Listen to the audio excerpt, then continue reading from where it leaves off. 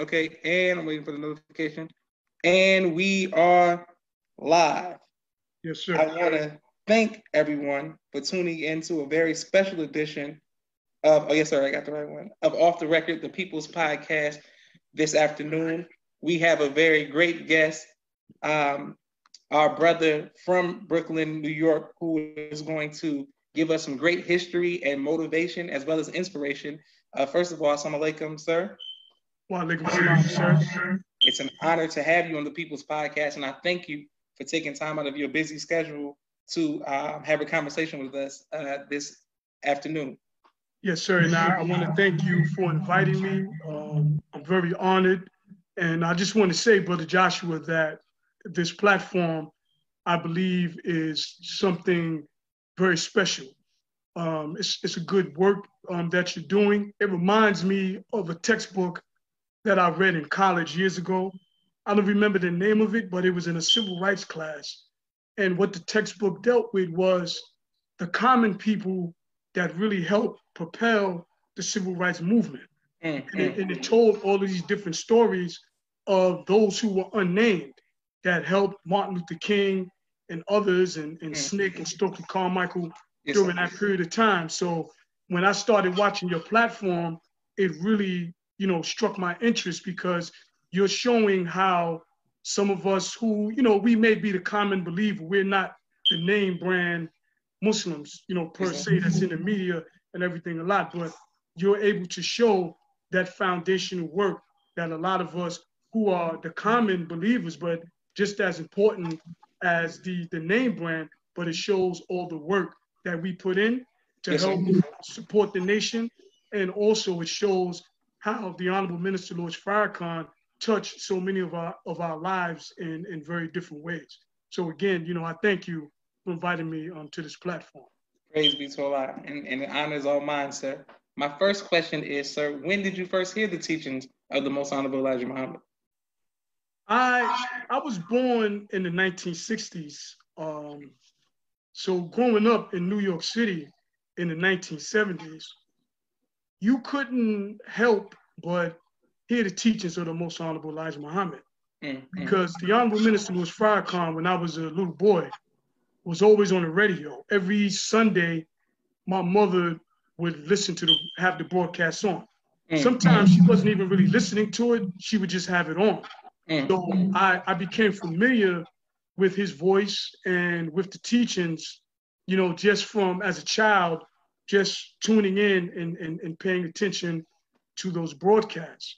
Bringing it up to like around 1977, I was between maybe the ages of 12 and 13. What I call my orientation to the teachings and to the language of the teachings came from the 5% Nation, which I joined at that age and at that particular time and year. Where I grew up at in Brooklyn, the 5% Nation was very strong, and really, just to say, that was our culture. So, when we came outside, it was peace, God. It was peace. It was Assalamu alaikum. And the older guards back in those days, they taught us about the Honorable Elijah Muhammad. They taught us about Master Farad Muhammad. So that was my first orientation to knowing who these men are at that time. So that's how I first came into the teachings. Praise be to Allah. And thank you all for continuing to watch. My sister Miriam says, Assalamu alaikum. Alaikum salam. Why did you accept the teachings? Well, it's interesting, right? I, again, 5% Nation. And, in Brooklyn, growing up again, going into the 80s, I was a street guy in many respects, but I always held to the 5% of teachings. I would see the brothers throughout the 80s, when the minister was first building in Brooklyn. I would buy the Final Call. I didn't really speak to the brothers that much, but some of the brothers later on, I wound up being in the ranks with them. They didn't even know, but I used to be from them. And, I would still listen to the rebroadcast of the minister that would come on WWOR. And at one time, they were putting it back on WBLS on Sundays. This is during the 80s. And I would still listen to the minister's broadcast. Now, bringing it up to speed, I would say around 1989, there's a place in Brooklyn that used to be on Fulton Street called the Slave Theater. And the Slave Theater, every Wednesday night during that time period, it was like it was an arena for Black revolutionaries, for Black politics, and a lot of speakers would come. Dr. Ben, Dr. Clark. I heard Yusuf Shah speak there the first time I heard him speak. Later on, I would hear him speak at Mosque number 7 when I became an FOI. But Brother Minister Khalid Muhammad at the time came there this particular night. This was in 1989. And Brother Khalid taught so eloquently, so in sync with the knowledge of the Black man. And of course, me being a 5%er, it really impressed me. Like I never heard it, even from a lot of the guards I knew that were knowledgeable, including myself. We just wasn't bringing it like that. Yes, sir. Yes, sir. So I was like, man, you know? So that following Sunday, because this was on a Wednesday night, I visited the mosque. But Brother Khalid wasn't there, although he was the minister of New York at the time. And there were some other brothers that spoke, because at the time, I think they had people rotating as well. So after that first visit, I didn't go back for a while, you know, but I was still buying the final call and everything. So we go into like 1990, and I know you interviewed Brother Ali, right? Yes, sir. From Brooklyn. Yes, sir. Well, Brother Ali and I, we had an encounter that we still talk about to this day. He used to be downtown Brooklyn, and he had a table. He was selling papers, pies, and tapes and everything. But people were always kind of like harassing him with debates.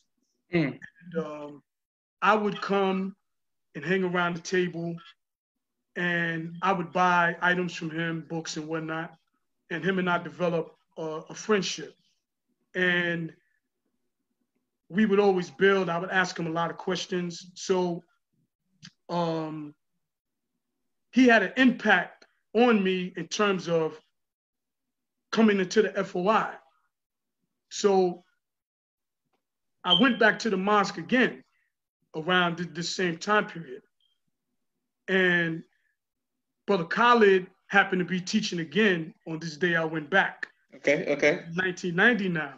And that's when I accepted. You know, after he taught, I don't remember what the lecture was, but he impressed me again. And, you know, Brother Khalid had that strong Black warrior revolutionary image. And, you know, coming from, you know, the street culture, that's what we attract to, the militancy and the way that he weaponized the word, you know, and that's what really caught me. He hooked me.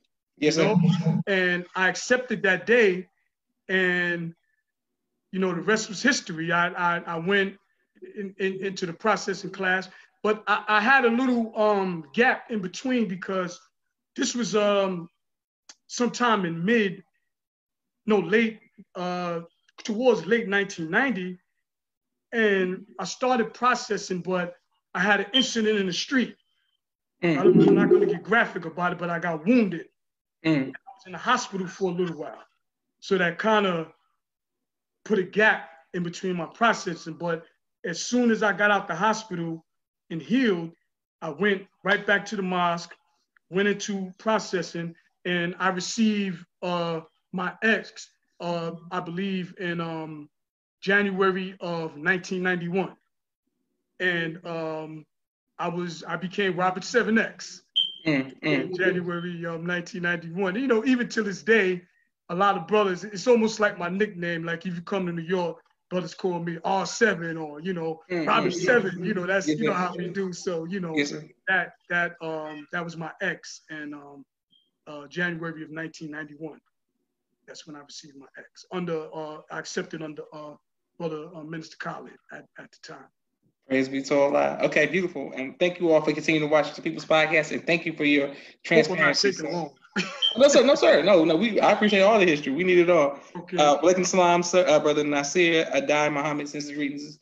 Yes, sir. Return the greetings. Yes, sir. My next question is, when you get, it's 1990. 1991. Dr. Khalid is the minister of the Mosque in New York, or?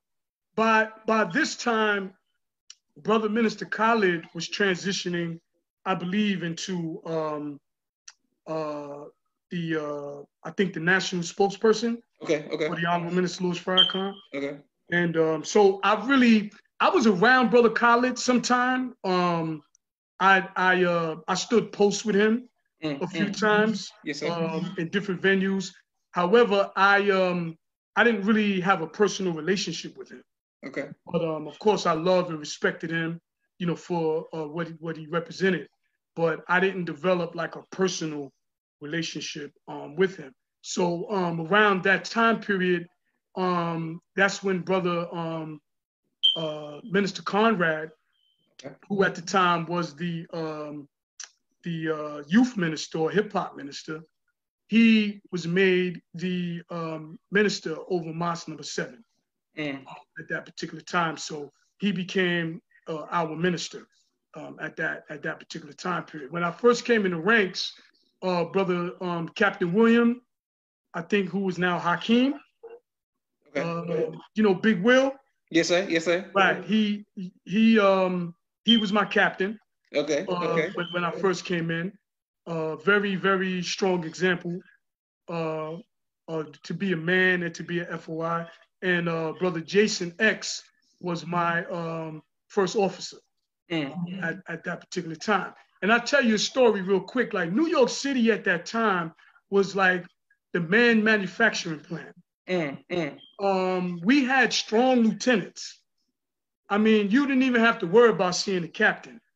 We had some of the strongest lieutenants, I believe, in the nation at that time. And those lieutenants helped me develop my command presence. I have to give a shout out to Brother Darnell, who's first officer in Houston now, Brother Elliott, Brother Guy, Brother Arthur, 4X at the time, who's the assistant minister in Mosque number 7 today.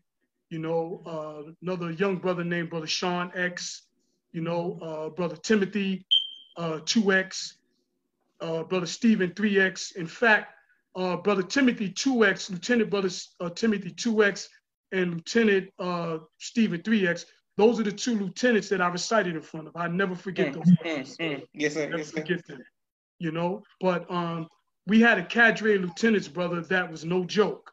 And our training at that time was very serious. I mean, we were extremely militant. But then later on, at that period of time, Brother Captain Dennis, I believe he came from Buffalo, and he became captain of New York City around that same time period. So this is around the time when Captain Dennis and Brother Minister Conrad was the captain and the minister under New York City. And Captain Dennis, he brought that militancy into the ranks, but with it, he brought like a swag with it. Yes, sir. He was militant, but he could move men. He's inspirational, as you already know, till this day. Yes, sir. He's still my captain. Yes, sir. So he's gonna always like be my captain like that, And yes, sir. He's very inspirational, a good trainer of men. And as a young FOI, I kind of like moved up the ranks quickly. Captain Dennis saw something in me. He saw something in other brothers. And on the military side, he was able to mold us in a certain way so that we can move the men and that we can really do good work in the city amongst the people, because we believed in the FOI. He believed in the FOI being known. Being known. He wanted us to be known and respected. And that's how we moved back in that early period of time. And like that time in 91, I probably barely had a year in the mosque, but I'm going to get to Brother Hafeez real quickly now. Yes, sir. Brother Hafeez and I met him when I came in.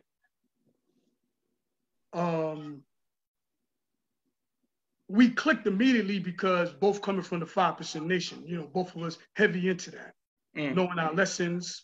He knew 120 or mastered the supreme wisdom. Yes, sir. I knew 120, mastered the supreme wisdom. Yes, sir. So we would build, and there were other brothers in the mosque like that as well that came from the 5% Nation. But we brought a particular attitude, a positive attitude, and a command for the lessons that motivated other brothers who may came from Christianity or those type of backgrounds.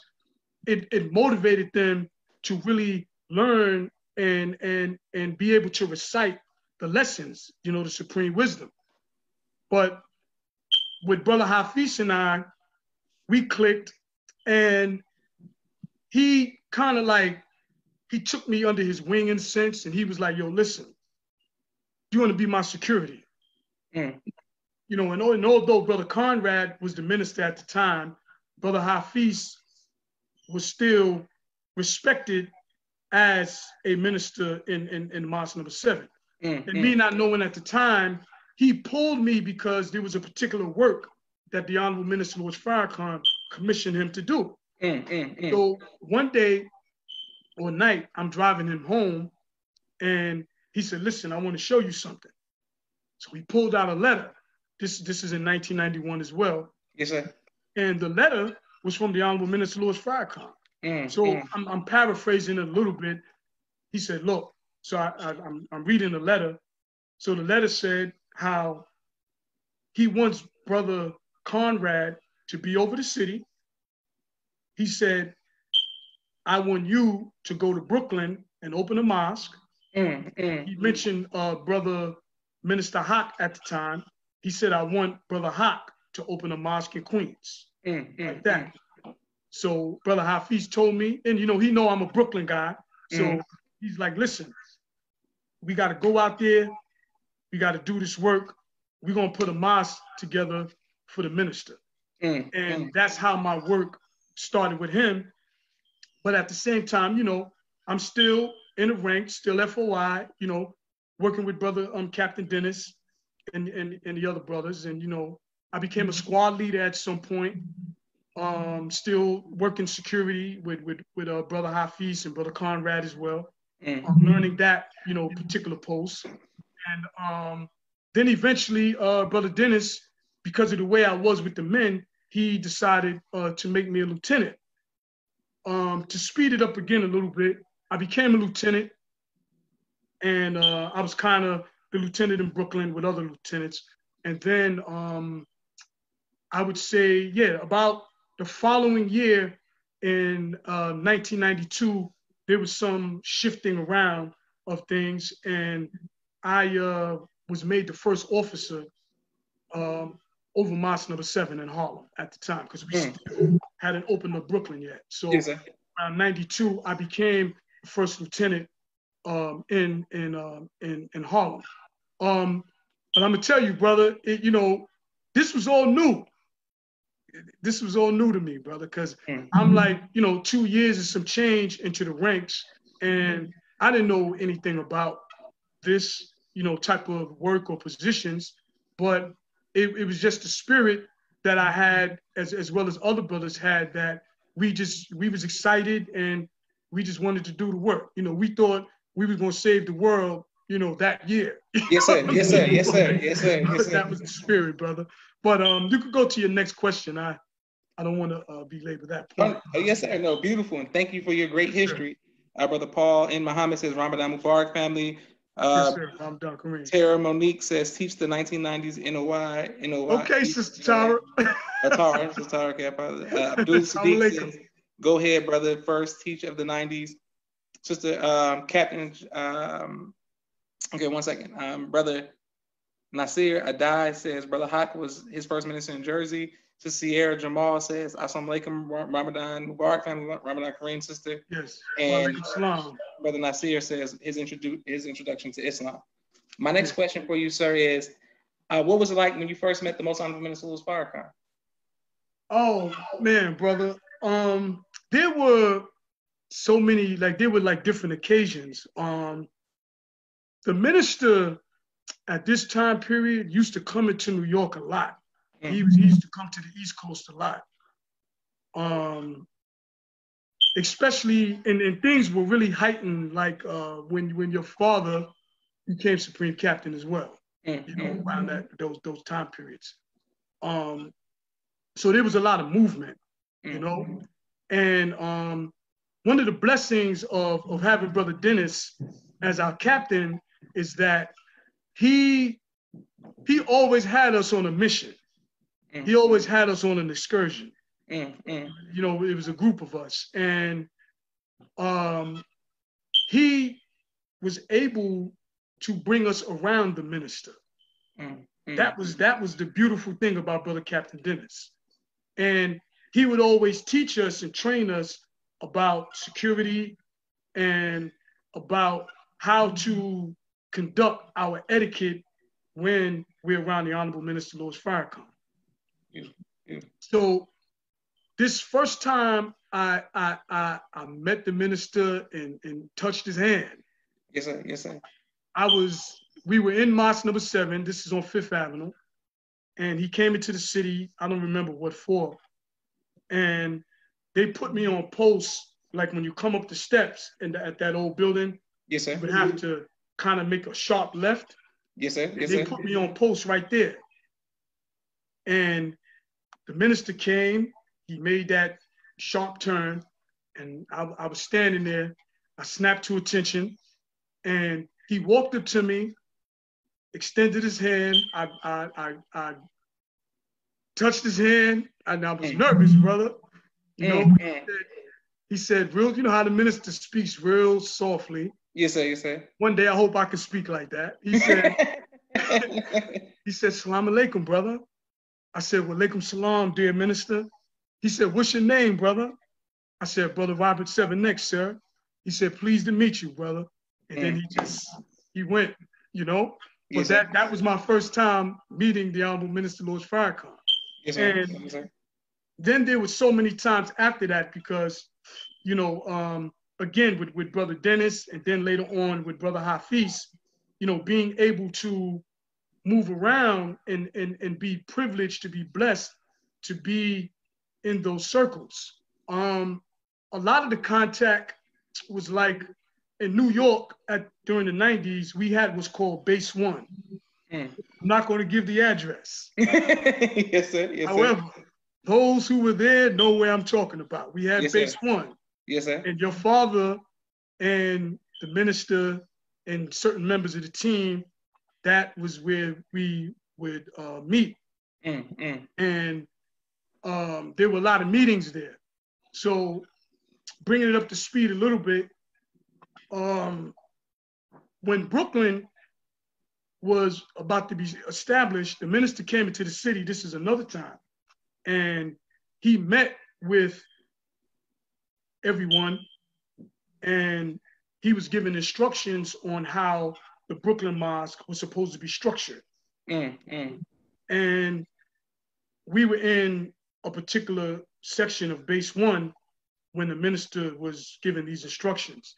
And again, as a young FOI, I was privileged to be a part of that and to be in the room and to be kind of up close and personal and hear and see the minister speak. The minister is he's very different. His whole aura is different, even back then. And it was difficult for me to process that because I had never experienced that before about another man. Because I'm a straight up alpha male. I don't, I don't sweat nobody. That's how I grew up. You know what I mean? Yes, and it's different with the Honorable Minister Louis Farrakhan, because you see that there's a pure righteousness in his spirit. yes, and, sir. and you can be the toughest guy, or think you the hardest man. But when you're introduced to his presence, brother, it softens you up Yes, sir. real quick. You know what I mean? And you know that this is something different. So these were some of my first experiences.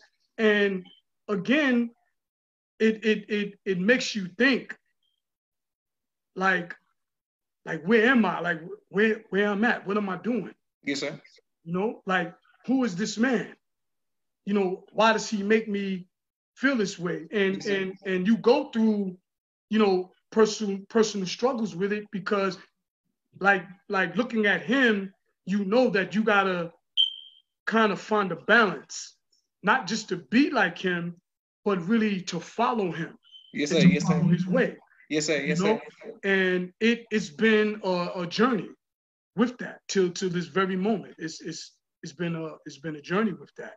And again, I just had the privilege so many times, you know, working with your father and the E team back in those days, learning a lot with them, you know, being on the minister's, you know, personal protection team, you Yes, know, sir. Yes, sir. working motorcade, you know, being in a hotel. Yes, I sir. remember as a young FOI, we were in, I think we were in Hartford or Boston somewhere. It was somewhere in New England area. And I remember one morning, myself and some other brothers were on post. And this is the first time that I learned that the minister played the violin. Because it was around 5 in the morning, and we're standing outside the door, and I heard the violin going. And one of the brothers said, he whispered, he said, "That's the minister playing the violin." And I never even paid a violin any attention growing up. You know Yes, what sir. I mean? Yes, sir. You Yes, know, sir. that, you know, we from Brooklyn, we don't know nothing about violins. Yes, sir. You know? So, but when I heard the harmony in that sound, again, I knew that there's something different about this man. Something different. You know, Beautiful. you can see it, you know. But let's go to Brother Hafeez. Or do you have, or what's your next question? No, we go to Brother Hafeez, of course. Yeah, because I'm still talking about the Honorable Minister Louis Farrakhan. Yes, sir. No, I understand. So back to how Brooklyn started is that we were looking for places to meet all the time. So we kind of started off on Wednesdays and Fridays, because the protocol was y'all meet in Brooklyn on Wednesdays and Fridays. And of course, Monday nights we're at FOI class. And on Sundays, we're uptown at Mosque number 7. That was the protocol until we were able to attain our 40 believers. Yes, sir. And I'm going to show you how powerful this brother is, man. So one would think, how am I going to get 40 converts on a Wednesday and a Friday? Because the big mosque meeting is on Sunday. Yes, sir. Yes, sir. And anyone who accepts on Sunday, wherever they're from in the city, they would be registered in Mosque number 7. See? So we began to go to work, and we were meeting at I can't name every single place, it would take too much time, but we met in churches, we met in storefronts. There was one believer named Brother Ronald 3X. We were having meetings in his living room at one. And then we made some believers worked hard, and we were able to get a space at it's a famous landmark because of us now, 966 Fulton Street, in between Bed-Stuy and Clinton Hills. And we really pretty much launched our program from there. Brother Hafeez, mind you, he's a young man at this time. We're all young. I'm like 25, he's like 27. We're young men. So one day, Brother Hafeez says to me and another group of brothers, his brother, student minister Henry, who's a student minister in Brooklyn now. He said, brother, he said, I'm going to leave my job. I said, what? Leave your job? And mind you, he had a pretty good job at this time. You know, Brother Hafeez was very talented. He was a drafter. He knew how to create blueprints and things of that nature. And yes, sir. Yes, so when you say drafter, could you elaborate on what you mean when you say drafter? Yes, he worked for a company in Manhattan that made blueprints for skyscrapers. Okay. And also for machinery. I know this personally because I used to go to his job. He had the kind of juice on his job where he could have visitors. So at certain intervals, myself, brother student minister Henry, brother Ali, his brother Mustafa, I think you interviewed him. Yes, sir. Yes, sir. Brother Mustafa. We would all sometime go down to his job and we would watch, you know, the work he was doing. And while he's working, he's teaching. He's training us as well, teaching and training and everything that he's doing. And damn, excuse me 1 minute. Yes, sir. Yes, sir.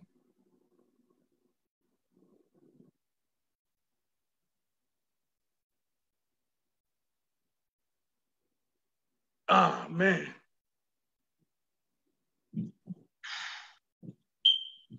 Okay. Right. So he, you know, he did this, what he did as a drafter. And he was also about to go back to college. Because I think he already started some classes at Adelphi University. So what happened was he mentioned about leaving his job. So later on, him and I spoke one-on-one about it. And I said, but you know, at the time he's Brother Kevin. I said, Brother Kevin, I said, you sure you want to do that? And he was like, yes, sir. I said, well, what are you going to do for money? You got to take care of your family. He said, brother, he said, I'm going to go out on faith, and you and the other lieutenants, you're going to have to galvanize the men to help me, because the Honorable Minister Louis Farrakhan said that Brooklyn needs a full-time minister. And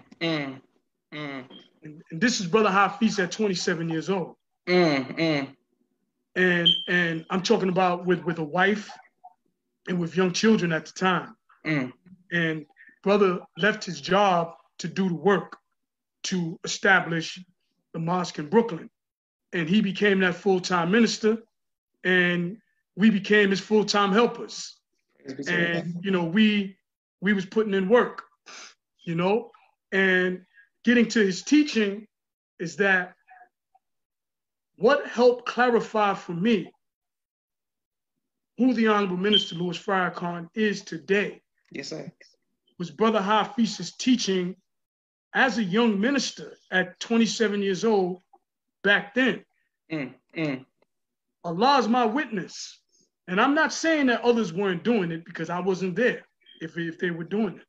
But where I was at with Brother Hafeez and other believers, I think 99.9% of us that was there would testify that he taught us the Honorable Minister Louis Farrakhan's identity back then, 91, 92, 93.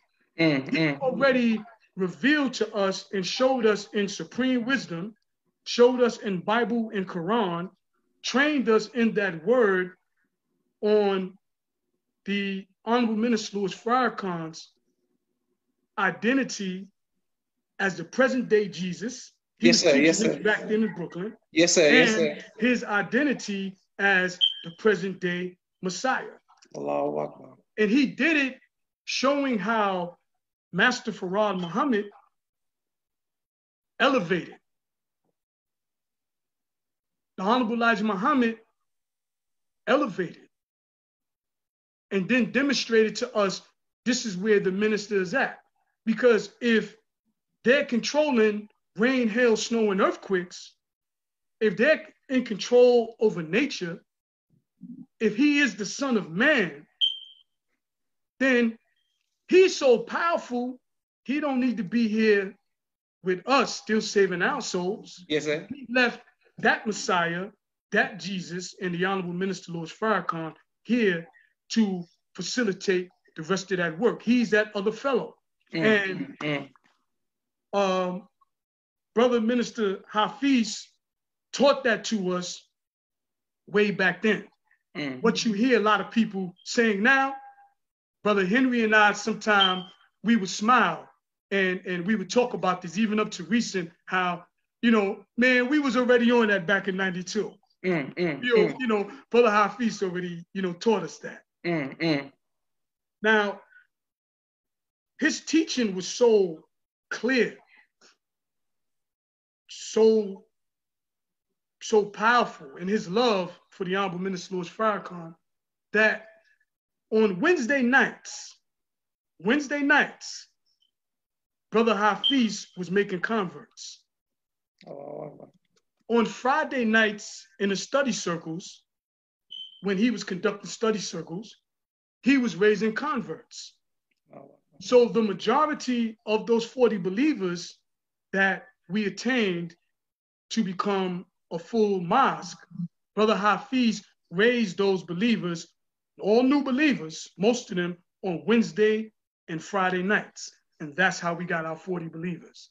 That's the work that brother put in, man. That's that work that the brother put in, brother. You know? But again, his Brother Hafeez, and especially, see, understanding it from coming from the God body perspective. Yes, sir. You got to show and prove to us. Because we come in the gate knowing that God is a man. Yes, sir. Yes, sir. See? We come in the gate. So even sometime, Brother Hafeez and I, we would get into our personal, you know, debates and discussions, and I would test him and he would test me. And I would tell him sometime, brother, you gotta prove that. You gotta show me.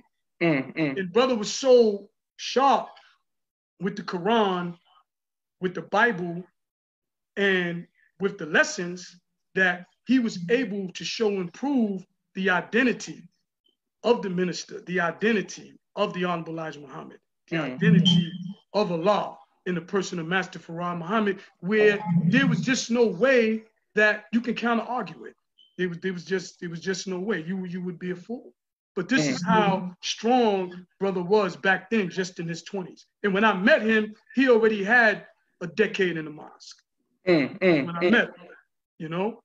So that's how impacting Brother Hafeez's teaching was, you know, in Brooklyn at that particular time period. And we did some serious soldiering. I know you got some questions. Yes, sir. Yes, sir. Yes, sir. Yes, sir.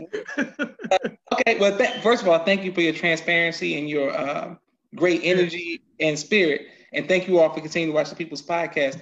My next question for you is, sir, what is Minister Hafeez's wife's name and his children's name? Sister Larae Muhammad. Okay. He has two sons, Shamel and Amin, daughter Nadira, Samaya, I believe, and I don't remember his other daughter's name right now, but those are his children. So 5 children? Yes, 5 children, right. Great. And, you know, again, I had the privilege to, you know, we were close. And I've been around his family back in those years, you know, when his children were young, and had dinner at his home. You know, wife invited me in, very warm, very, you know, respectful, you know, Muslim. You know, you could see it, you know, in her spirit, in her demeanor, you know. And that's the, you know, level of relationship that him and I had together, you know. Yes, sir. Yeah. You know, I was his, he used to always say stuff like, yo, we joined at the hip. Mm, You mm, know? So, Allah Akbar. you know, that was my man. And, you know, I myself and other brothers, man, we would roll with him day and night. He would teach all over Brooklyn and other parts of the city, and I would stand post for hours, you know, and a lot of that standing post, like, I was always inspired by Brother Dennis and your father, and seeing the way how they held down the minister like that. Yes, sir. You Yes, know, sir. they would stand post for hours and didn't move. Yes, sir. Yes, sir. You Yes, know? sir. So I prided myself on that, myself and other brothers. You know, shout out to Brother Irvin. You know, shout out to Brother Walter. You know, we would stand post for hours. Shout out to Brother Suleiman. You know, we would stand post for hours, man. You know, that was that old training. It wasn't no relief. You know, if you want minister security, you better be ready to stand for 5 or 6 hours. You know, that was the norm, you know, without any complaint. And that was my love for Brother Hafeez. And I would have put my life on the line for him, taking a bullet. And, you know, at that time, everyone knew when they saw him, they saw me, and I wasn't playing. I was his security. Even while I was first officer, like, I fashioned myself like how I used to see your father move with the minister when he was supreme captain. Yes, sir. He was always with the minister, and I protected Hafeez in the same fashion just by watching the way your father moved with the Honorable Minister Louis Farrakhan. You know. Beautiful. Okay, yes, sir. And thank you all for continuing to watch. Now, when you were with him and you're with his family, and he's explaining to who the minister was, you know what I'm saying, decades before, you know what I'm saying, a lot of us realized who he was. When he's saying this to you, do you think that he's, and you don't think he's being spooky? You as soon as he said it, you like, that's what it is. No, sir. You got to show and prove.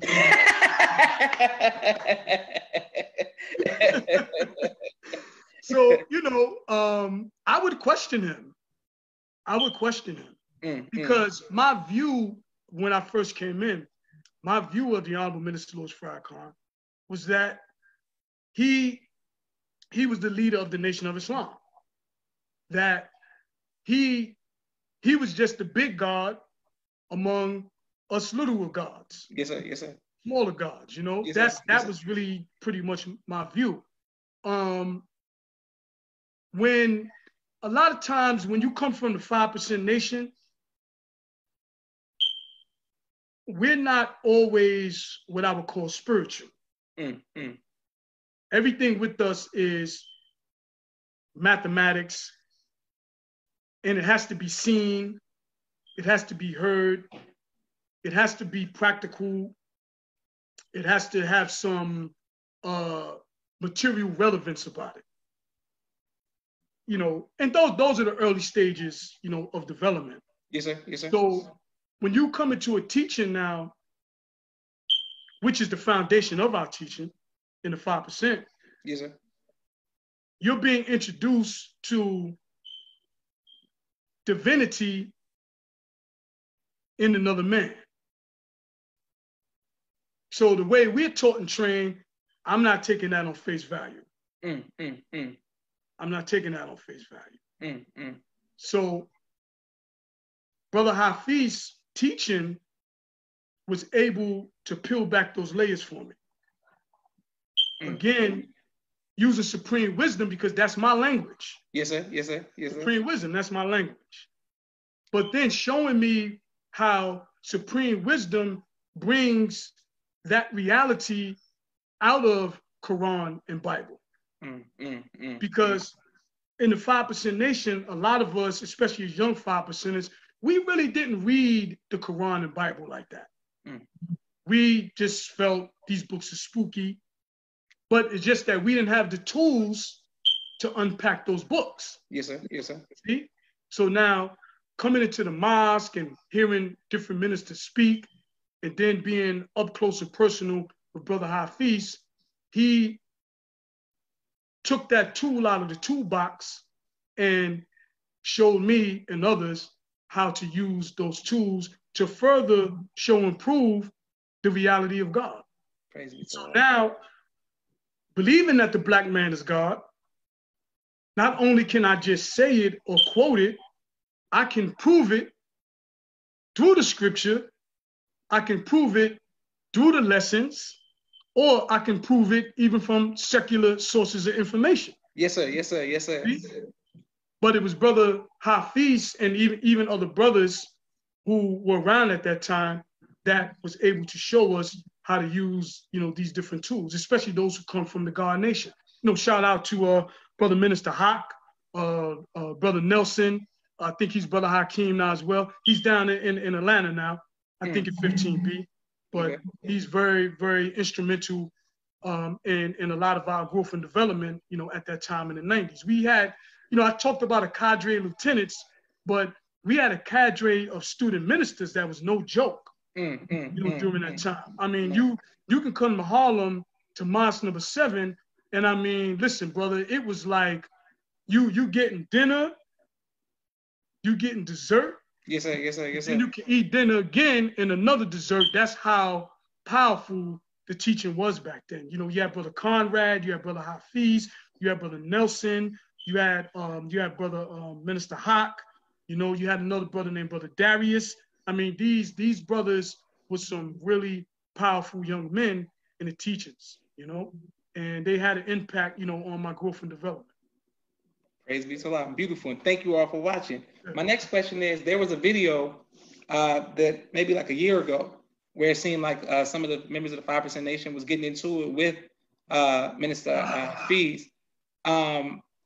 In Atlanta, the 5% Nation is not that strong, or in Chicago, it's not that strong where I'm from, Naperville, and coming to Atlanta. So to see that video, it almost made me and a lot of people uncomfortable. Like, man, why are you trying? Why are you trying to like that? Like, why is that such a tension? Seems like in New York. And how did you handle that tension between that? If you all were from that, why was that tension, and how did you handle that tension? Unfortunately, I wasn't there that day, because I guarantee you, if I was there that day and some other people that I'm just not going to name, that wouldn't have happened like that. Trust me. That's all I'm gonna say on that part of it. Yes, sir. It's interesting you bring that up, because the day after that happened, and I'm gonna show you just the kind of relationship that Brother Hafeez and I had. He called me on the phone the next day. I answered the phone. I said, "Assalamu alaikum, sir." He didn't even give me the greetings. He said, "That's your fault." I'm saying it in clean English. He said, it's your fault. Yes, sir. I said, what do you mean, Brother Minister? He said, you were supposed to be there, and if you were there, that wouldn't have happened. It's your fault. I said, Then he hung up the phone. Boom. Hung up the phone. Brother Hafeez is he's a protector,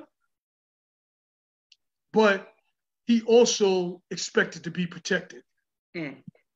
And there are some of us in this city that he really depended on, and that he really felt safe when we were around.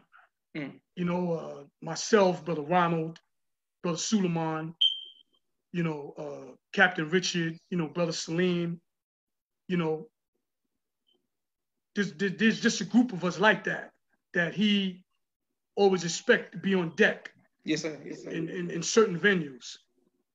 And Brother Eric, none of us were there that day. Unfortunately, I had to take my niece to college, and I had called him during the week, and I told him that. I said, brother, I have to take my niece to college. I won't be there on Sunday.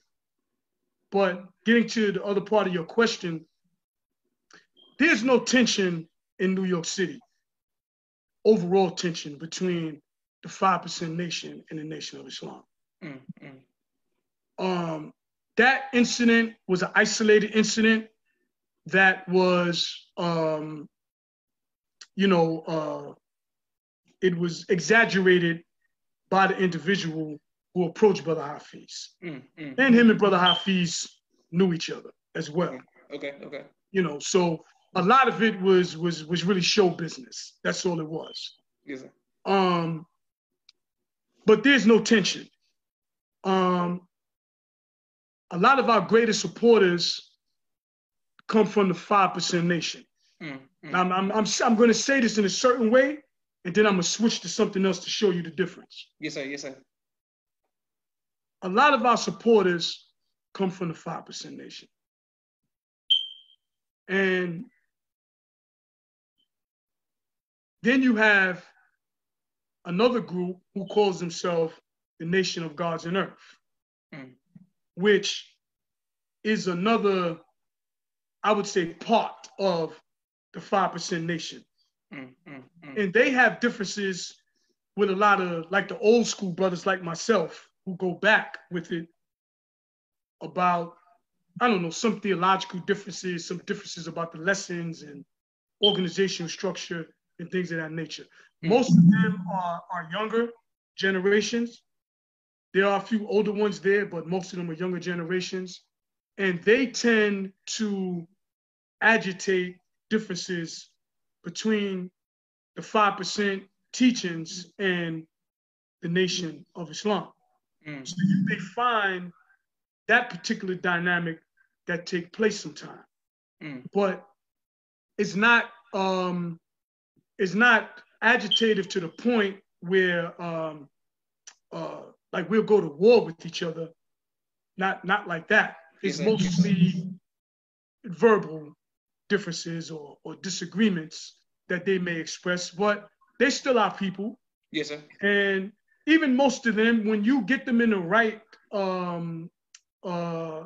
arena and you have them in the right dialogue, they listen, they're open, you know, but, you know, you always just have those who want to be agitators. But by no means are there any threat to the nation or to the FOI or the MGT in New York City. Trust me, they know better.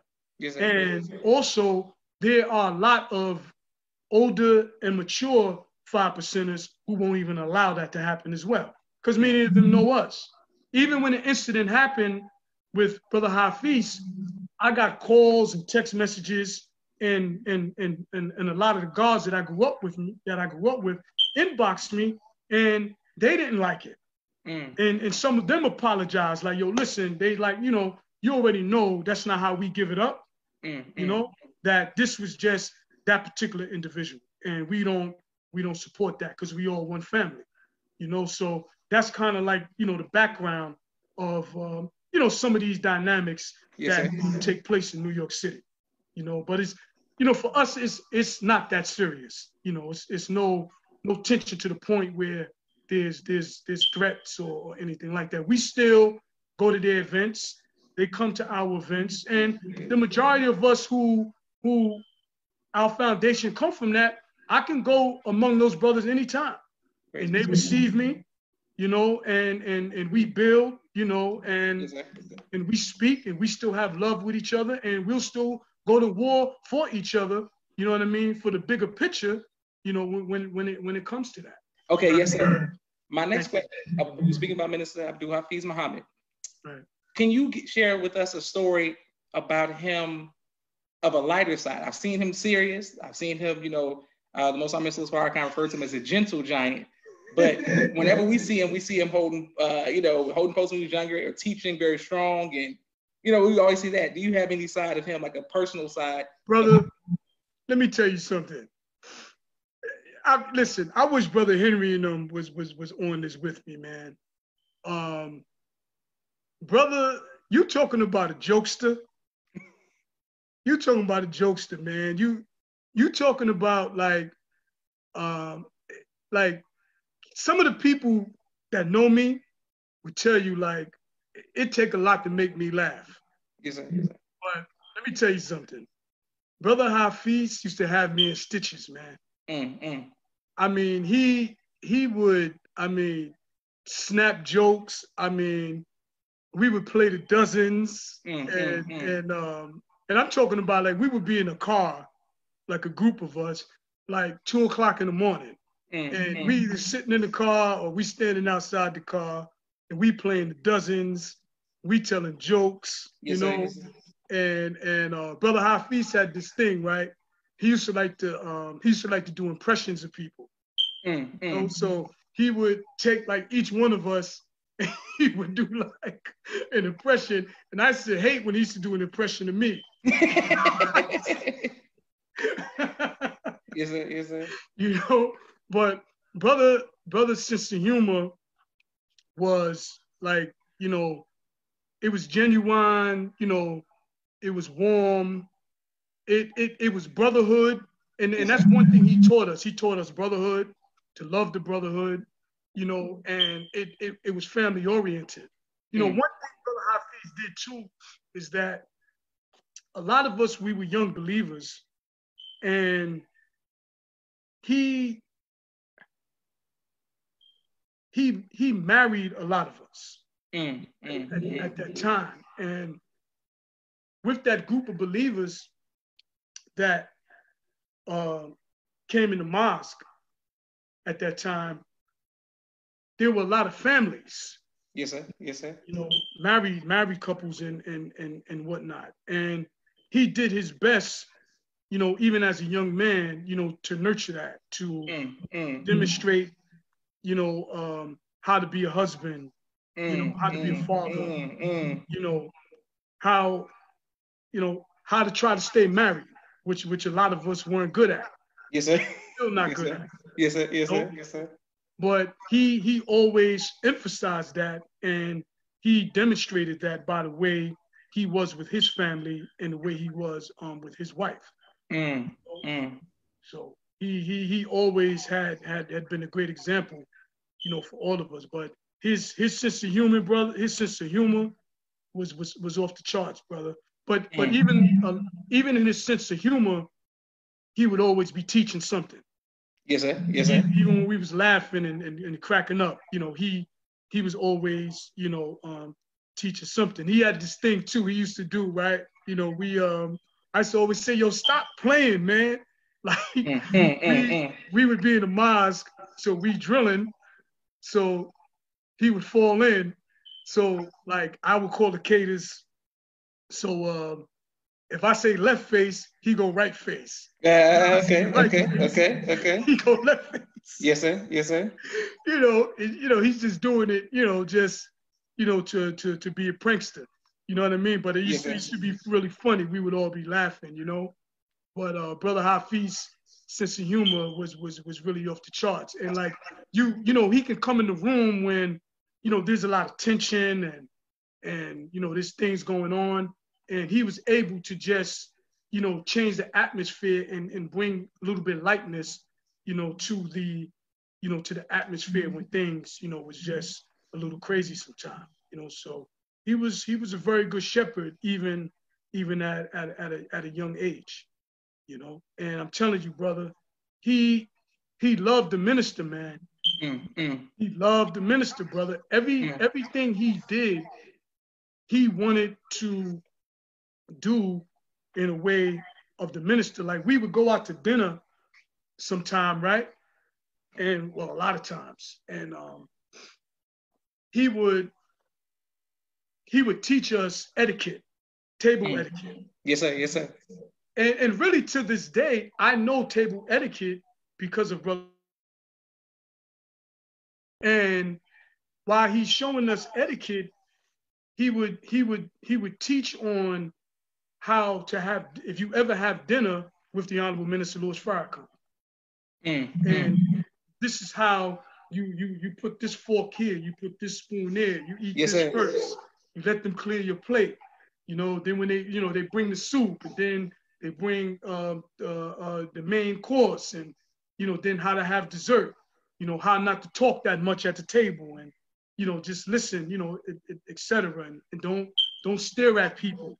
You know, how to place your napkin on your lap, or place it in the collar, you know, of your shirt. I mean, Brother Hafeez was really on it, man. And in those early days, he taught us so much. Praise be to Allah. And thank you all for watching. Sister Sierra says facts. Sister Mina Hawk said he's funny. Sister Mariah Shabbat says assalamu alaikum. Sister Naima puts the muscle emojis, and my sister Miriam says all praises to Allah. Thank you all for watching.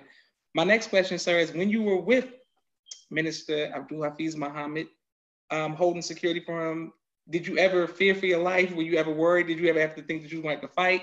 And if so, how did you overcome that? Man, brother. Well, let me say this. New York City is or can be a hostile environment. There's just always something going on. And we were trained in the mosque back then, and I still say this, till this day. Don't think it can't happen. So that's how we used to move. And a lot of us coming from the streets, we know the street elements, we know how dudes play, we know how guys move. Yes, sir. So we didn't take for granted just because we're the FOI that it can't happen. One time we were in Junior's. I don't know if you heard of Junior's before, the famous restaurant in downtown Brooklyn, cheesecake and all that? No, sir. Okay. No, sir. All right, well, one night we coming out of Junior's. Hold up, but before I go to that, right, I have to give a shout out. I have to acknowledge the lieutenants that were under me in Brooklyn, my lieutenants, because I'm gonna tell you this. First of all, we were very militant, but I wouldn't have been able to do it without these brothers, man. You know what I mean? My man, Brother Forrest, he was my second in command, hard charger, trainer of men, didn't play around. He would break something up in a minute. Yes, sir. Yes, sir. You know Brother Forrest. Yes, sir. Yes, sir. I'm familiar with it. Yes, sir. Yes. My man J4, Jeffrey 4X, Brother Sadiq now, and he lives in Detroit now. Brother Henrik Muhammad, you probably know Brother Henrik. Brother Sean X, Sean 2X Ali, Brother David 11X, we used to call him Bumpy, we had a main security team, Brother Irvin, Brother Walter, we had drivers, Robert Five, Brother Dalil, who's the protocol director in number 7. He's with that original crew, driving, security. Yes, sir. Yes, sir. And I have to acknowledge these brothers, man, because we all helped each other, we all influenced each other, we all inspired each other, and again, I wouldn't have been successful in my work were not, for a lot of these men. And then there were others, that came later, Brother Salim came later, Brother Captain Richard came later, but by the time they came in, we was like already like a moving freight train. Yes, sir. Yes. And Brooklyn was a hostile environment because you had Sunni Muslims of different sorts. You had some nationalist groups. You had some of the splinter groups like Silas Muhammad Group and some others, Hakeem and these guys. You had some of the followers of the Imam, Wafdi Muhammad. And when we really started rising in Brooklyn, a lot of these groups took notice of that. And some of them were in opposition to it. So I got to go back to my team, the lieutenants and some of those men, man. And I'm going to just say this, man, that brothers put in work. Well, welcome. As we say in Brooklyn, there's some people that are washed up. Yes, sir. Yes. We wasn't playing back, and and we was kind of a little wild and out of order sometime. I'm not gonna make it sound like it was always good. Yes, sir. Yes, sir. Or justified, even that. I got pulled on the carpet a lot of times. you know, by Brother Hafeez and by Minister Conrad, you know, correcting me and admonishing us about our behavior, because their spirit a lot of times, and especially Brother Minister Conrad at the time, was that, you know, he wanted us to exemplify the spirit of the minister. You know, we know we may have to war sometime, but be a little patient with our people. They're still our people. Yes, sir. Yes, sir. You know, so there was many times that we did have to exercise that as well. You know? But there was an incident, the one I was going to mention in juniors.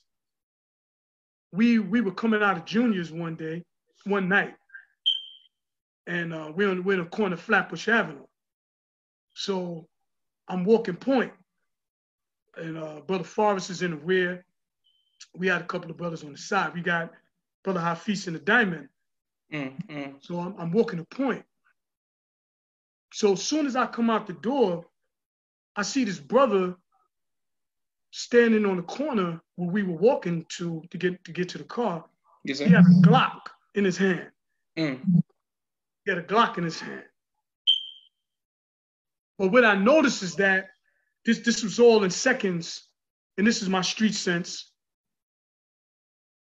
He was about to shoot another brother that was standing a few feet away from him.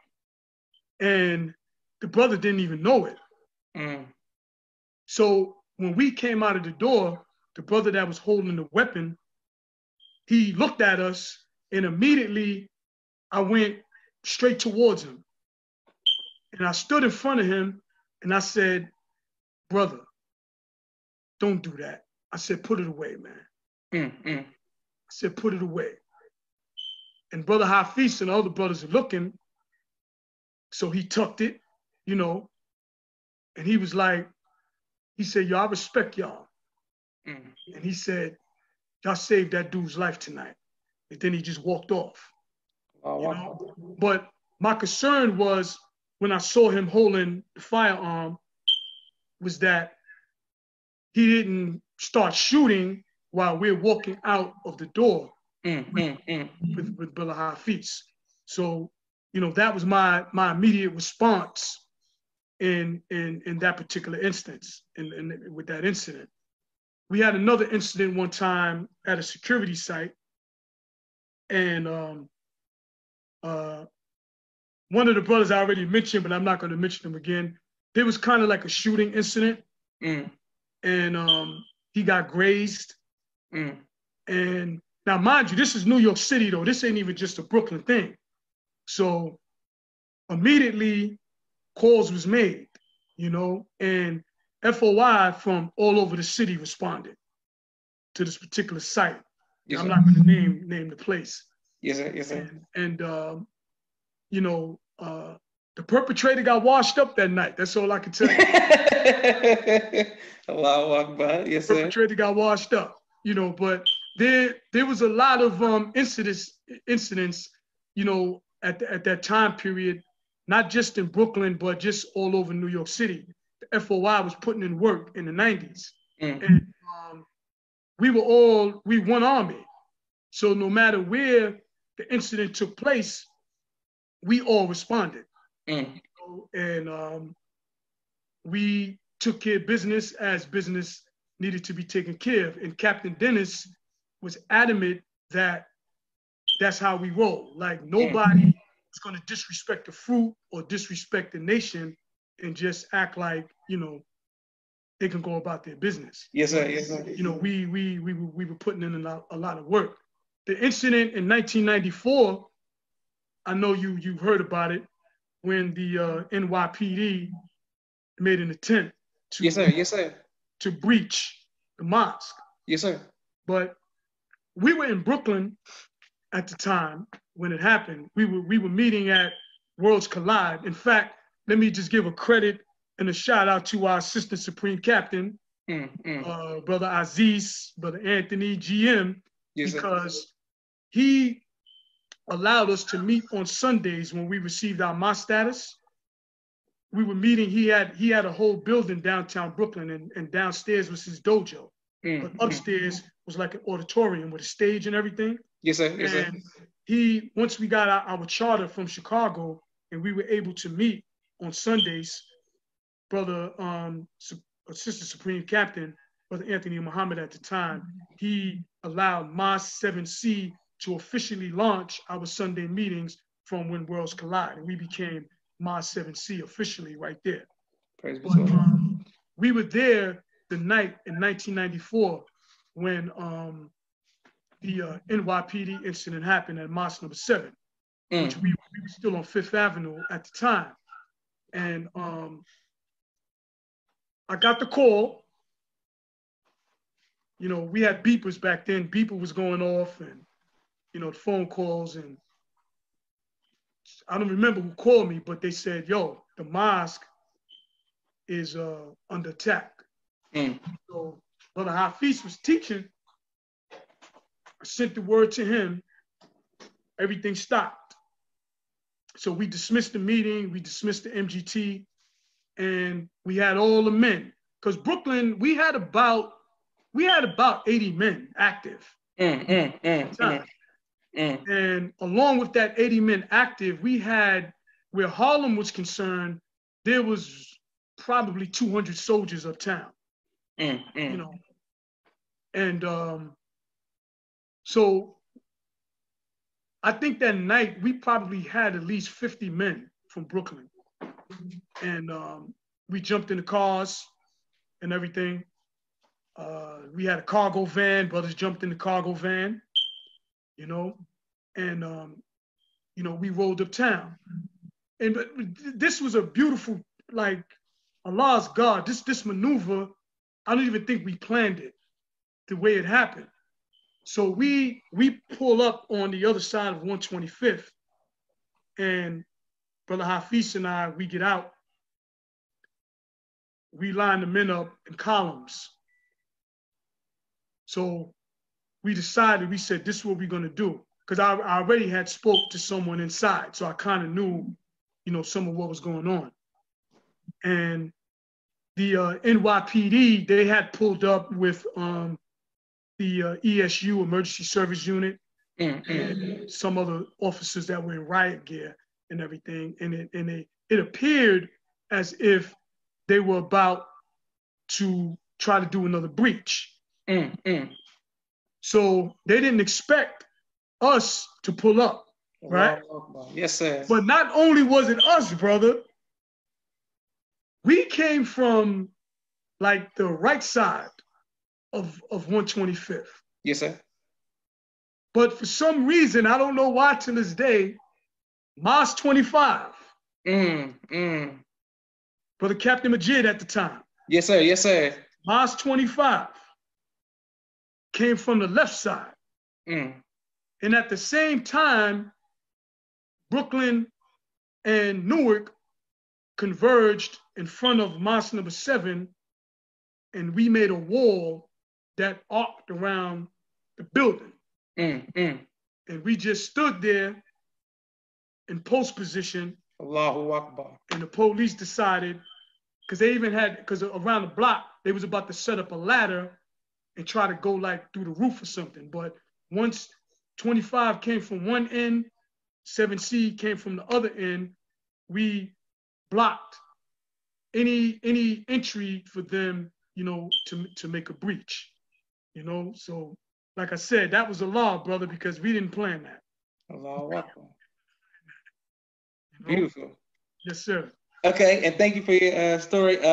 Minister Willie says, loving this. Thank you very much, my minister. Who's that? Minister Willie from New Orleans. Oh, yes, sir. Brother Willie, Assalamu alaikum. And my sister Miriam says, Allahu Akbar. Praise be to Allah. Okay, so how did it disperse though? Like, who dismissed it? Who said it's over? What, the incident? Yes, sir. Like. Yeah, there was some negotiations. Of course, the Honorable Minister Louis Farrakhan, being who he is, all he had to do was make some phone calls. Yes, sir. Yes, sir. And phone calls was made. Some of the politicians in the area, you know, came to the mosque, and there was conversations with some of the NYPD brass, and there was like some type of, you know how the police are. They always want to feel like they got to win. And they allowed, because the guests were still in the mosque, and they allowed the guests to exit the mosque, and they kind of wanted to have some officers stand there to ID people. You know, they didn't immediately ID anyone. Later on, they did, and a brother was falsely accused of doing some things. And I can say this part, in a way, just covert operations that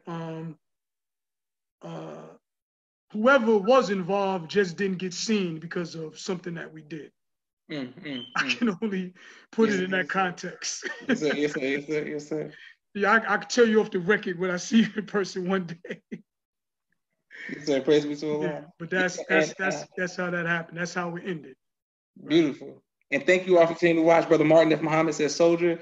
Minister Willie says, Walaikum salam. Thank you for doing this interview with performance by Minister Abdul Hafeez's legacy. Yes, sir. My next question is, how are his children? I don't know his children, which is an indictment on myself and many of other children who grew up in the nation, whose parents served in these positions and labored and soldiered in the army of Allah. And I don't know your children, and we don't know each other as the children. We have to do a better job. Yeah, we have to. Because I didn't even know Minister Hafeez had children. And to know that he had 5 children, and I don't know any of them. You know what I'm saying? We got even friends on Facebook and Instagram. You know what I'm saying? That's kind of, how are his children? Are they okay? Are they holding up? Well, from what I hear is that they're holding up. Brother Hafeez's wife, Sister LaRae, strong Black woman, brother. Yes, sir. Yes, sir. Strong Black woman. So I can say, I think it's safe to say that they're going to be fine. They're going to be fine. And she, I believe, and just based on my observation of her, is that she supported his work 100%. Remember what I said, going back to when he was 27, he decided to leave his job. Yes, sir. Yes, sir. No ordinary Black woman is going to agree to that. What? To go do what? Yes, to sir. teach. Yes, sir.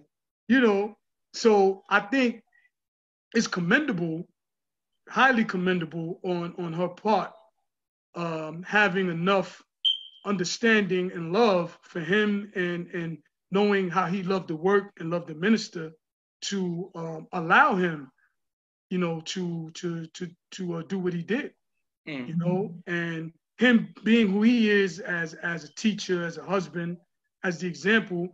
Of course, I believe he instilled that strength in her and the children, that if they had to face what they just experienced, that, you know, they would be strong and hold up through it, because, you know, I don't think Brother Hafeez would want anything else less.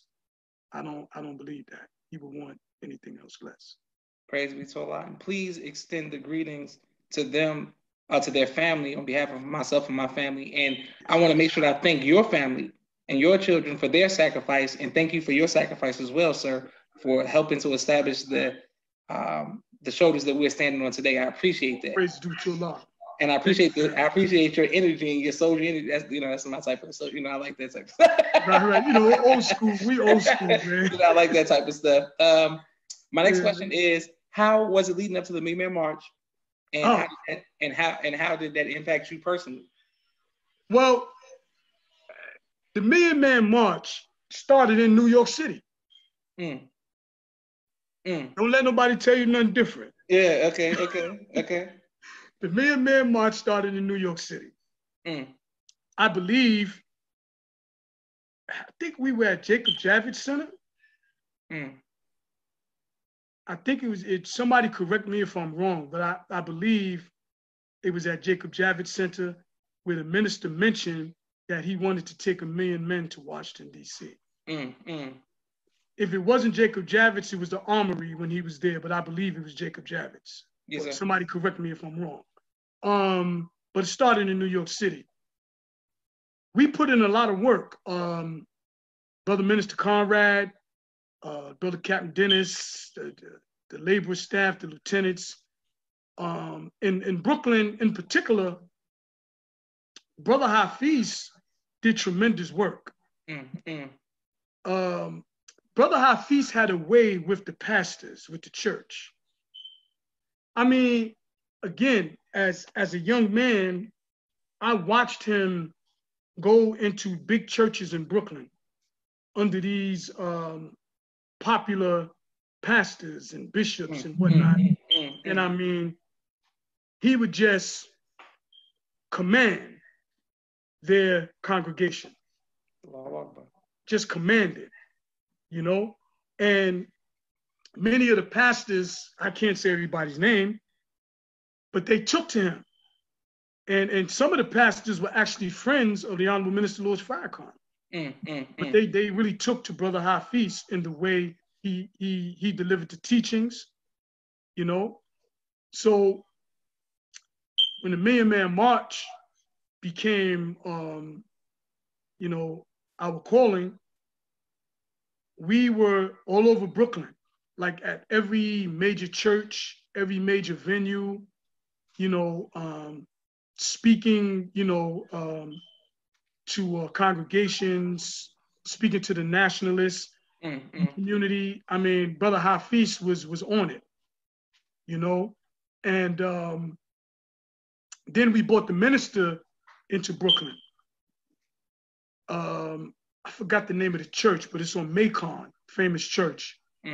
And we brought the minister in to have a meeting with the nationalist groups because they had this attitude about, you know, what the Million Man March was supposed to be about. And for me, I was nervous, and I'm gonna tell you why. Your father and everyone comes into the city, right? Your father's Supreme Captain at the time. Yes, sir. So, you know, I usually do security and everything. So when it got off the plane, we had the motorcade. So I think we were supposed to go to the hotel in Queens. But when they arrived, they had to go straight to the meeting in Brooklyn. So Brother Captain Dennis said to me, he said, Brother Robert, you got to drive point. I was like, drive point? I've never in my life drove point. Yes, sir. Yes, sir. At this time, you know? So I'm like, oh my God, like I'm nervous because I'm like, come on, I'm driving point and the minister's in the vehicle behind me, you know, and Brother Sultan got in the vehicle with me, though, you know, and Brother Sultan told me, he's like, you know, just relax, brother, you know, do this, do that, you know, drive this way, etc. You know, so I did my thing, and you know, we got there safely. Praise be to Allah. But again, I was extremely nervous, and that was actually my first time driving in the motorcade as a driver. Usually I was a rider, but I was a driver this time in the motorcade in terms of driving point. But the minister went to the church and spoke to Sonny Carson and some other people, you know, at the time, and straightened them out, you know, and then Brother Hafeez, he rolled off of that. And, you know, by this time, we had moved to Gates Avenue and we had our own building. So we weren't meeting in two separate places, you know, between Wednesday and Sunday. So we moved to Gates Avenue in Bed-Stuy, and our mosque was there full time in terms of our meeting space and whatnot. And we were having a lot of meetings at the mosque with, you know, different groups and organizations, people coming in, Hafeez laying down the blueprint, you know, and through his work, brother, I really can't tell you how many buses came out of Brooklyn. There were so many, you know, like one church had 200, you know,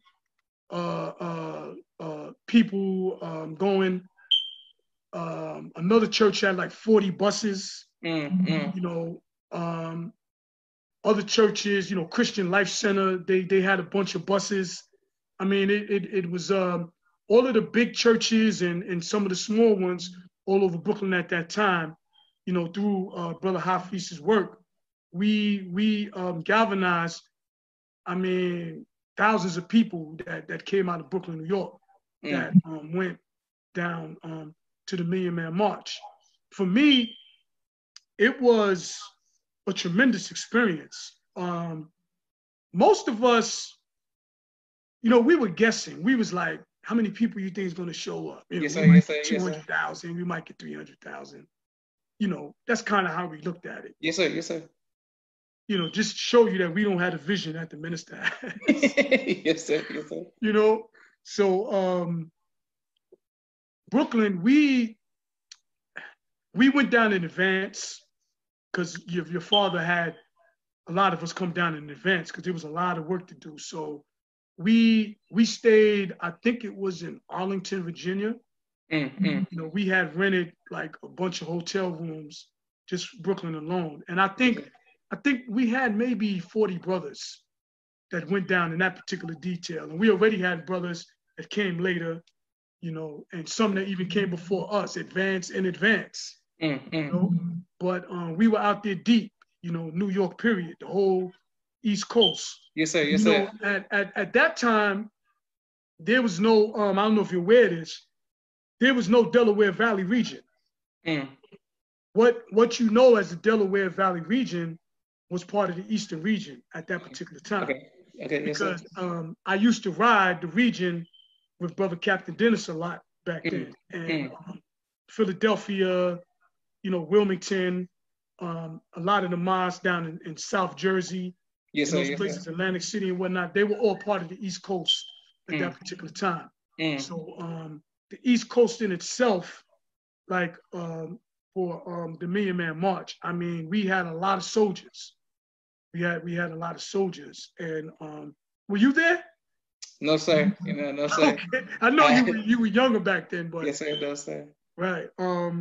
So the experience, man, was tremendous, man. It was unbelievable, you know, to see Black men come together the way we did. And again, we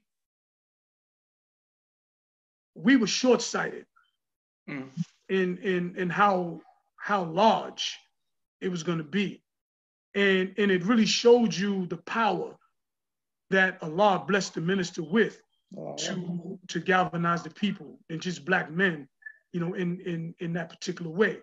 And, you know, that's an experience and something that will stay with me for the rest of my life, you know. And even today, like sometimes, you know, you run into people and people ask you like, yo, were you at the Million Man March? You know, and, you know, you can share that experience. It's the same as those who may have been at the March on Washington in 1963. Yes, sir. Yes, sir. Yes, sir. Still alive and can talk about it. I think it has equal, the 1995 Million Man March has equal or even in most cases greater impact than even that. So that's something that, you know, if you were there, it should forever live in the history of your mind, especially if you was there, you know, for all the right reasons, you know. So that was my, you know, personal testimony in it, and also just all the work that the soldiers put in, you know, to make it happen. And we really didn't know. The minister said, let's get it done. Your father was driving us, and, you know, we put in that work and we got it done. Praise be so much. And thank you all. Thank you, sir, for your work and your transparency. And thank you all for continuing to watch. Sister Christella Leandre wants to know, is there a way to make a donation to Minister Abdul Hafeez's family? Yes, I don't know exactly what there is there's a website for his fund, but tell her to go to Mosque number 7 page or contact Brother Dalil. Okay. Muhammad. On Facebook or like on Facebook. Yes, on Facebook. And she would be able to get that information. Okay. And Right. and thank you for that great question, and thank you for your response, sir, so we can know how to do that. Right. Brian Lewis says, yep, 1994. Sister Sierra Jermaine says, Allahu Akbar.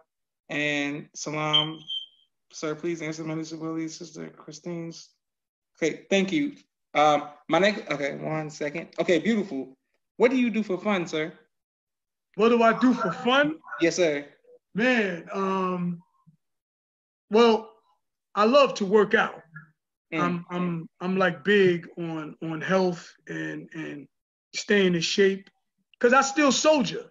Yes, sir. Yes, you sir. know, I'm a little bit older. I'm in my 50s, but I still soldier.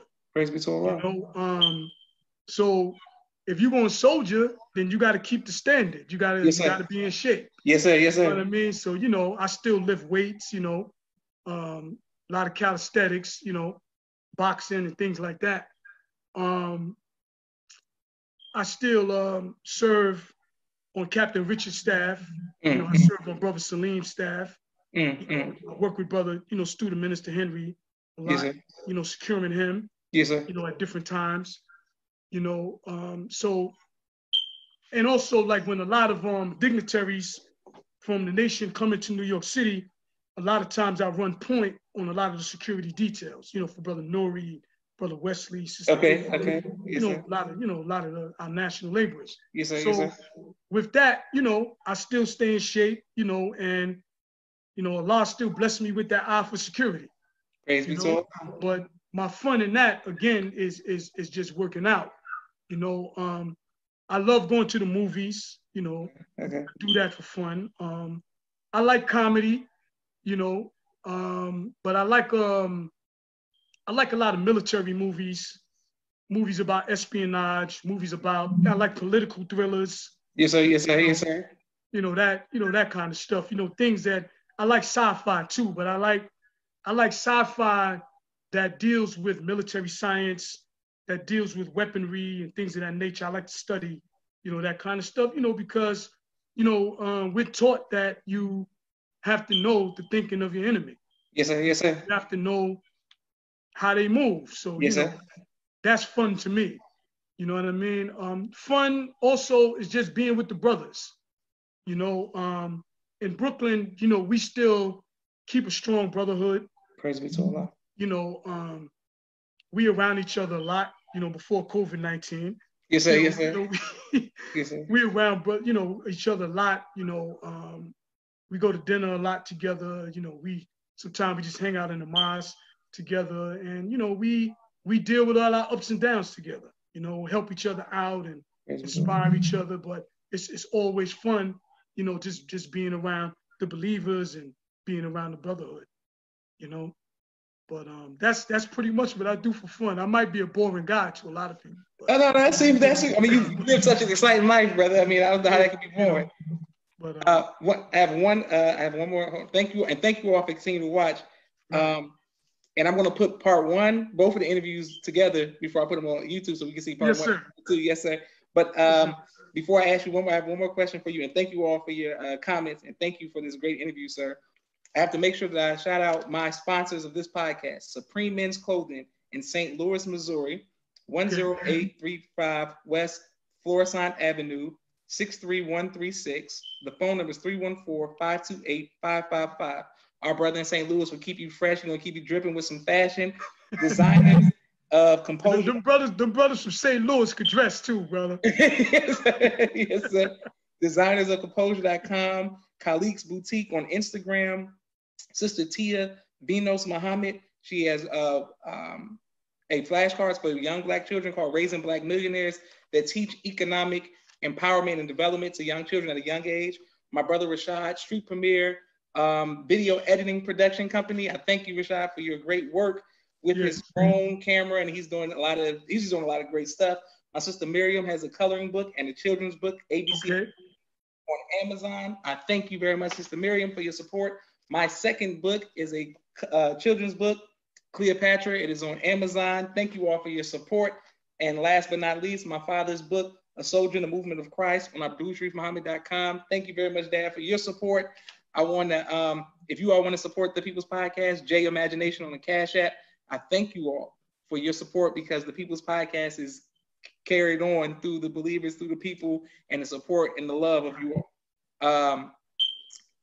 Once again, brother, I just want to thank you for your honesty, your transparency. I mean, your energy, your spirit. You make me feel like I got to go drill, or I got to throw in some. I got to get ready to go to do some work now. God damn, brother. Yes.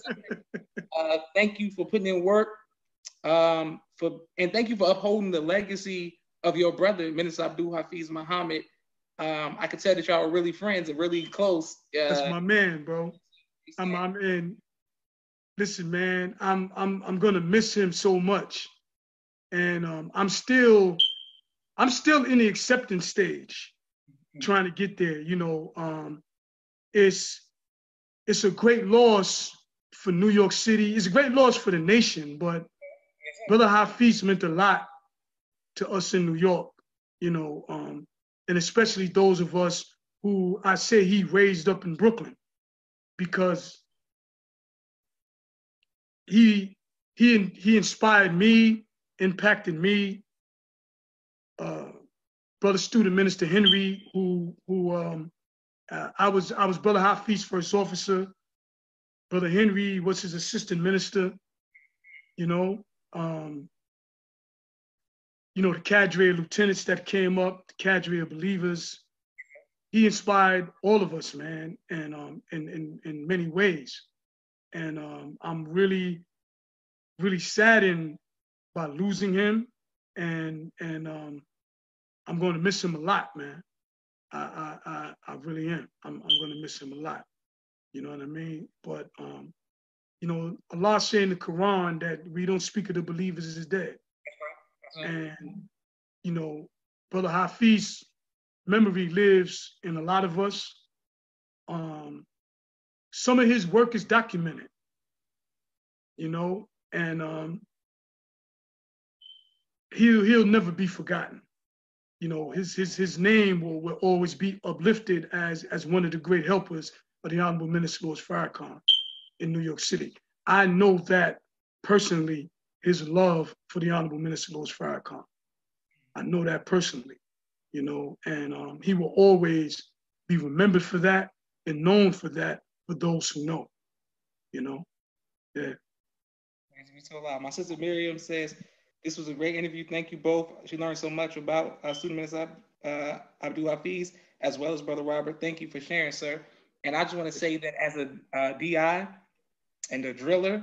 Yeah, I see you. I see you. Yeah, I know you on the other side of it, you know what I'm saying? So you really don't want to see us coming to drill because you're from New York. But hey, yo, Brother Joshua, I was mad at y'all a couple of years, man.